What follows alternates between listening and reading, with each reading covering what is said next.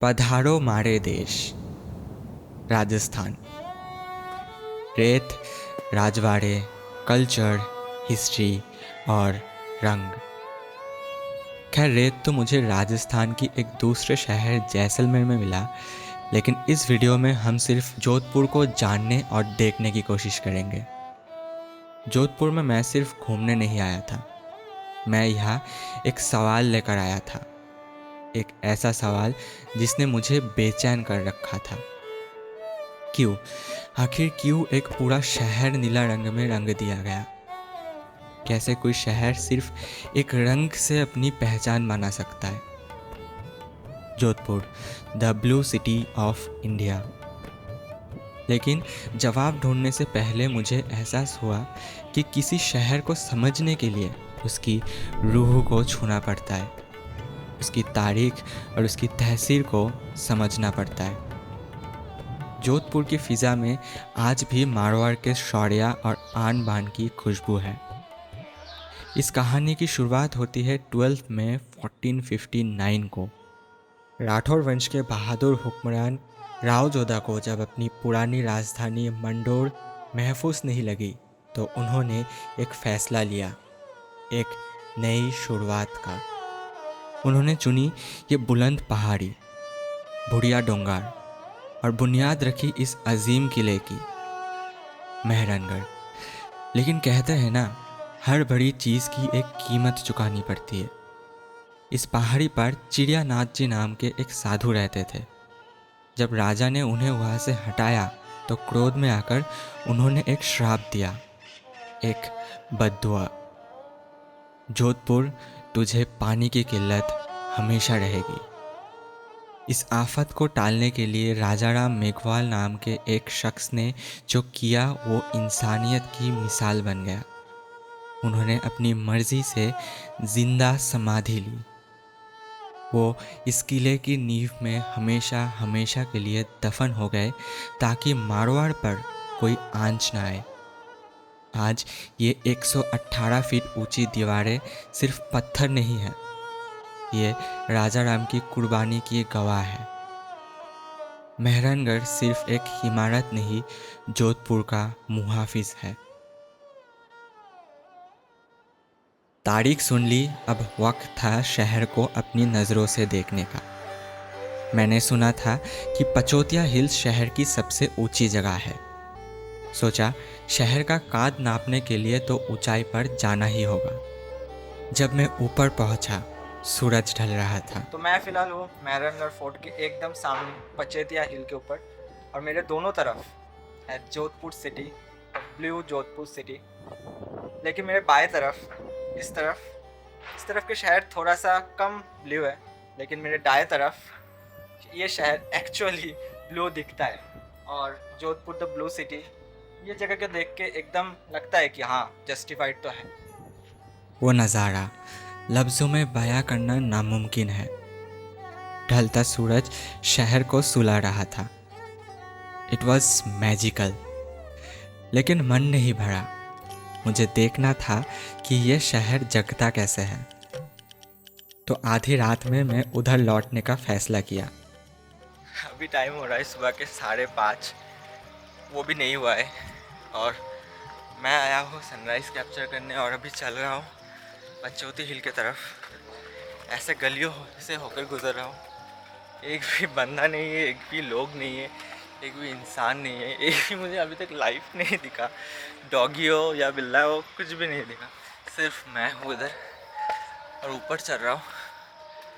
थोड़ा डर डर सा लग रहा है, लेकिन व्यू भी बहुत बढ़िया है। 2-3 मिनट लगेगा और ऊपर चढ़ने में। फिर ट्राइपॉड लगाएंगे and let's capture the sunrise, जो कि आई होप बहुत ही खूबसूरत लगेगा देखने। चलते हैं। तो मैं तो आ गया, लेकिन जिस कैफ़े के ऊपर से मुझे कैप्चर करना था वो अभी तक नहीं खुला है। फ़ोन किया आंटी जी को, आंटी जी बोल रहे हैं कि खोल रहे हैं, तो खोल लिया। Good morning uncle.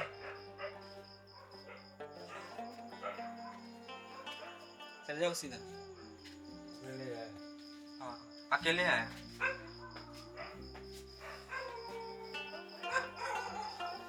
ये देखो वो रूफटॉप, ये चांद तो रिकॉर्ड करता है। बस एक उम्मीद था कि सुबह का मंजर कुछ खास होगा, और वो इंतज़ार बेकार नहीं गया।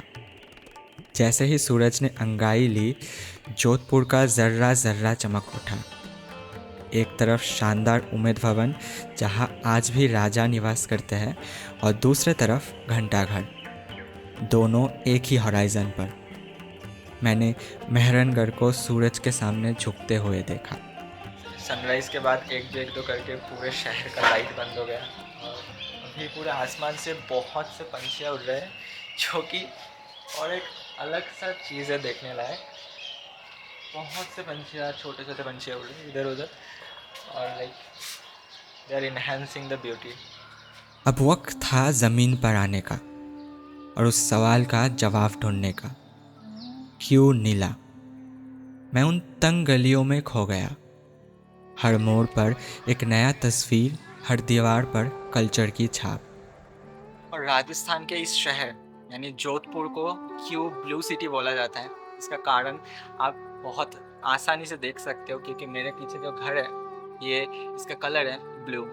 और ये सब घर सिर्फ घर नहीं है, ये देखो पीछे का आर्ट, चारों तरफ, मेरे चारों तरफ राजस्थानी आर्ट है, राजस्थानी कल्चर है, जो कि आप अगर दूसरे कोई स्टेट से आ रहे हो तो बहुत बेखूबी से, बहुत अच्छे से राजस्थानी आर्ट क्या है, राजस्थानी कल्चर क्या है, आपको बहुत अच्छे से दिखाएगा।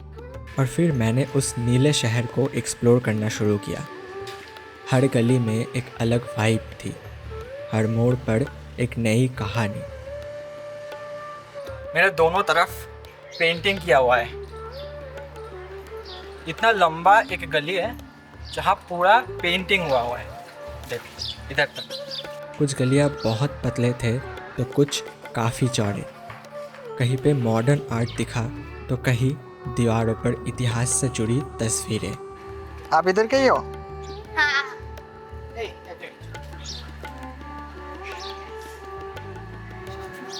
हंस दो। आप जो ये सब पेंटिंग देखते हो, आपको पसंद आता है? बहुत पसंद आता है। बहुत। और ये पतले पतले गलियाँ? ये भी बहुत पसंद आता है। हर रोज तो इसी गलियों से गुजरना पड़ता होगा आपको, मज़ा आता है? और ये पेंटिंग करते हो ऐसे दीवार पे आप? दीवार पे नहीं करते हैं, बुक में करते हैं। क्या क्या करते हो बुक में? हाउस बनाते हैं और ट्री वगैरह। ट्री वगैरह और कुछ नहीं? और भी बनाते हैं बहुत सारी चीजें। What is the time? चलो, यूट्यूब देखते हो? यूट्यूब पे दिख जाएगा वीडियो। Thank you. चलते चलते वहाँ एक बुजुर्ग मिले। उन्होंने मुस्कुराकर मुझे वो राज बताया। ये जो राव जोधा जी ने हेरिटेज जब ये किला बनाया था ना, हाँ। तब है ना चूज किया था कि जोधपुर का जो कलर वो नीला होना चाहिए। अच्छा। जैसे जयपुर पिंक है, बीकानेर केसरिया है, जैसलमेर गोल्डन सिटी के नाम से येलो है। हाँ। उसी तरह से मतलब इसको जोधपुर को नीला पसंद किया था। अच्छा।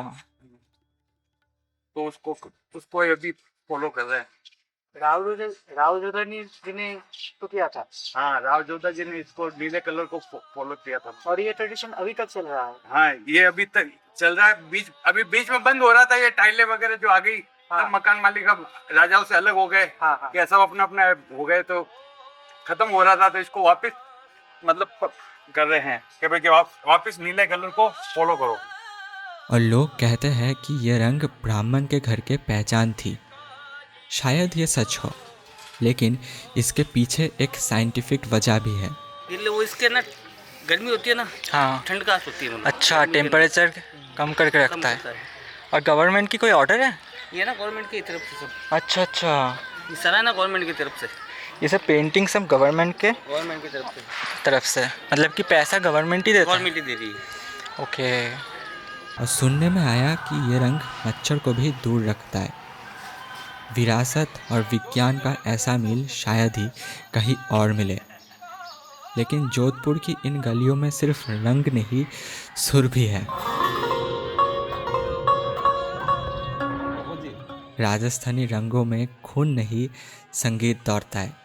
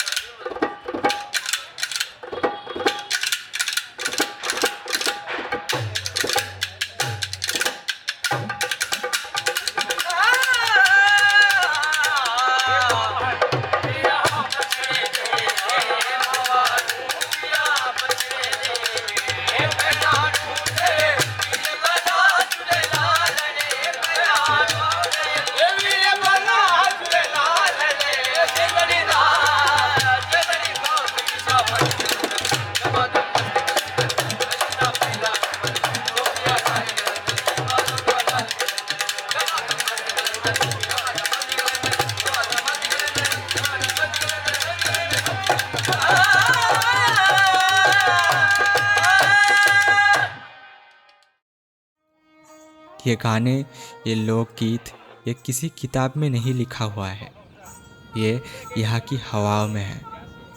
मैंने महसूस किया कि ये सिर्फ मनोरंजन नहीं है, ये इनका तरीका है।